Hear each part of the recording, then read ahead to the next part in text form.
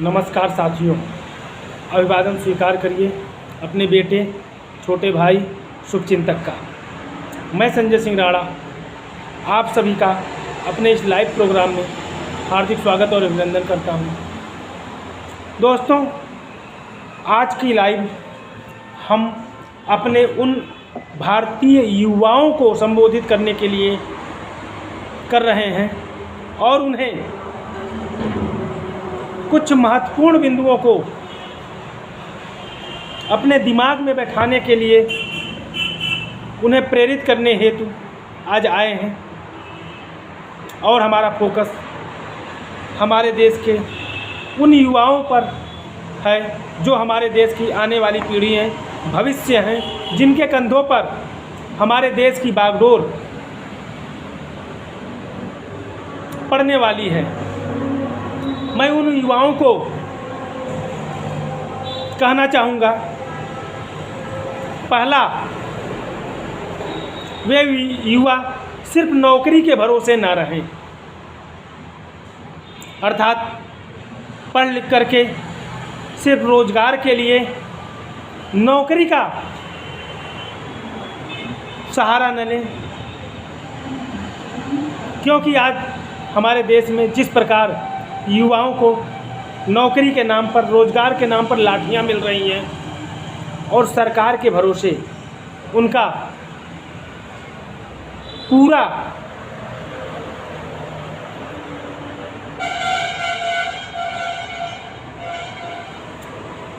जवानी आस करके निकल जाती है पर नौकरी नहीं मिलती है। दूसरा, हमारे युवाओं को खुद पर भरोसा करना होगा। हमारे युवाओं को स्वयं पर भरोसा करना होगा कि मैं यह कर सकता हूं। तीसरा, कुछ नया करने की कोशिश करते रहना चाहिए हमारे युवाओं को। नौकरी न सही तो स्वरोजगार। चौथा, कुछ सीखने की कोशिश करते रहना चाहिए। हमारे युवाओं को कुछ न कुछ नया करने की कोशिश हमेशा करती रहनी चाहिए। पांचवा, हमेशा यह सोचना कि मैं यह अवश्य कर सकता हूं, अर्थात पॉजिटिव रहिए। हमेशा सोचिए कि जो भी कार्य हमें मिलेगा उसे मैं पूरी दृढ़ता के साथ सफल कर सकता हूं। छठवां, हमारे युवाओं को अपने दिल से यह बात निकाल देनी चाहिए कि राजनीति मेरे लिए नहीं है। हमारे देश के युवा जो हैं वो यही कहते हैं कि राजनीति हमारे लिए नहीं है। मेरे साथियों, अगर देश का युवा यह कहेगा कि राजनीति मेरे लिए नहीं है, तो राजनीति में जो ये भ्रष्ट राजनेता हैं उनको ही बढ़ावा मिलेगा और वह आपको हर कदम पर ठगने की चेष्टा करते रहेंगे, हर कदम पर आपके भावनाओं के साथ खिलवाड़ करते रहेंगे, हर कदम पर आपको ठगते रहेंगे और हर कदम पर आपके अधिकारों को चूसते रहेंगे, हनन करते रहेंगे। सातवां, राजनीति। सातवां, हमारे युवाओं को अपने दिमाग में यह बात बिठा लेनी होगी कि देश के विकास का मुख्य मार्ग राजनीति है। राजनीति ही एकमात्र ऐसा रास्ता है जिस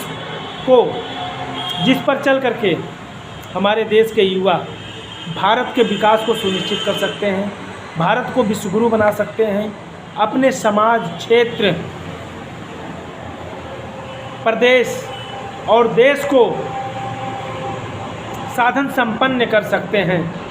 अगर हमारे देश के युवाओं ने राजनीति को अपनी जीवन काल में शामिल नहीं किया, राजनीति के मार्ग को नहीं अपनाया, राजनीति के रास्ते पर चल करके देश के प्रति अपने कर्तव्यों का निर्वहन नहीं किया, तो हमारा देश जिस प्रकार बदहाली में आज जी रहा है, आने वाला समय हमारे देश के लिए और भी ज़्यादा दुखदायी साबित होगा।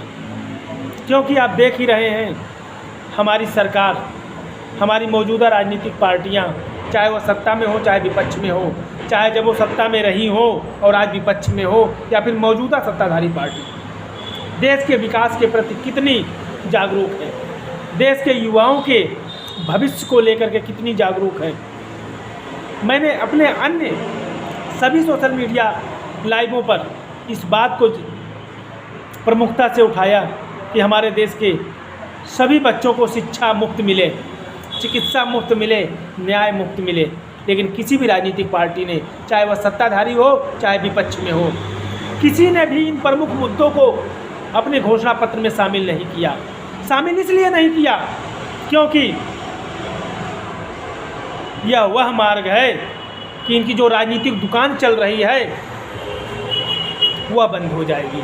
जब हमारे देश के युवा शिक्षित हो जाएंगे, जागरूक हो जाएंगे, साधन संपन्न हो जाएंगे, तो इनके दिखाए दिवा स्वप्न में गेहूं चावल दाल में, टैबलेट लैपटॉप स्कूटी में, 100 यूनिट बिजली में, किसान सम्मान निधि ने, कर्जा माफ़ी में गुमराह हो करके अपने मताधिकार का प्रयोग नहीं करेंगे। मंदिर मस्जिद के को मानक मान के अपना प्रतिनिधित्व नहीं चुनेंगे। मेरे साथियों, यही कारण है हमारी सरकारें शिक्षा चिकित्सा को आम लोगों की पहुंच से दूर बना रही है। ऐसे में हमारी जिम्मेदारी बनती है कि हम इस पर जागरूक हों। आप देख रहे हैं, अभी कल ही मैंने अपने सोशल मीडिया लाइव पे कहा था कि जिस प्रकार हमारी सरकार मोबाइल गेमिंग कंपनियों पर जीएसटी लगा करके उन्हें बढ़ावा दे रही है, हमारे युवाओं के बच्चों के भविष्य से खिलवाड़ करने के लिए, वह चिंता का विषय है। इस पर तत्काल विराम लगना चाहिए। लेकिन हमारी सरकारें उद्योगपतियों को और बढ़ावा दे रही हैं, टैक्स लेकर के हमें लूटने का उन्हें लाइसेंस दे रही हैं, हमारे भविष्य से खिलवाड़ करने का लाइसेंस दे रही हैं, हमारे बच्चों के भविष्य को गर्त में ले जाने को उन्हें बढ़ावा दे रही हैं। अभी स्कॉटलैंड में हुए सर्वे ने इस बात पर पुष्टि कर दी, मोहर लगा दी कि मोबाइल गेमिंग हमारे युवाओं को जुए की लत की तरफ ले जा रहा है। अर्थात हमारी सरकार हमारे बच्चों को जुआरी बनाने पर आमदा है। इस बात की घोषणा मैंने कल ही की थी और अन्य सोशल प्लेटफार्मों पर भी मैंने पहले एक बार नहीं कई बार इसकी आशंका जाहिर की है कि इससे हमारे बच्चों का भविष्य खराब होगा। क्योंकि युवा 15 से लेकर के 25 वर्ष तक के उम्र ही ऐसी कमज़ोर पड़ाव होता है हमारे युवाओं को कि उन्हें जैसा एटमॉस्फेयर होता है, जैसा वातावरण मिलता है, उसी के अनुरूप वो ढल जाते हैं। और इसी अवस्था में अगर उन्हें जुए की लत लग जाएगी तो उनका भविष्य क्या होगा, इस बात की कल्पना आप खुद कर सकते हैं। आप अभिभावक हैं, अपने माता पिता हैं, आपके बच्चों के भविष्य को तय करना आपकी जिम्मेदारी है। स्कॉटलैंड सर्वे ने यह भी कहा है कि मोबाइल गेमिंग के कारण हमारे बच्चे नशे की भी शिकार हो रहे हैं, यहाँ तक कि वो ड्रग्स की ओर भी आकर्षित हो रहे हैं, जो कि कितना भयावह है, कितना खतरनाक है, यह आप स्वयं अंदाज़ा लगाइए। ऐसे में हमारी और आपकी जिम्मेदारी बनती है कि हम देश के प्रति अपने कर्तव्यों का निर्वहन करें, जागरूक बने, अपने बच्चों के भविष्य को सुदृढ़ बनाने के लिए सरकार पर दबाव बनाएं। और भारतीय सर्वधर्म पार्टी परिवार इसके लिए आपके साथ है, आपके साथ हमेशा खड़ी है। आप भारतीय सर्वधर्म पार्टी का दामन थाम करके राजनीति में कदम रख सकते हैं। जय हिंद, जय भारत।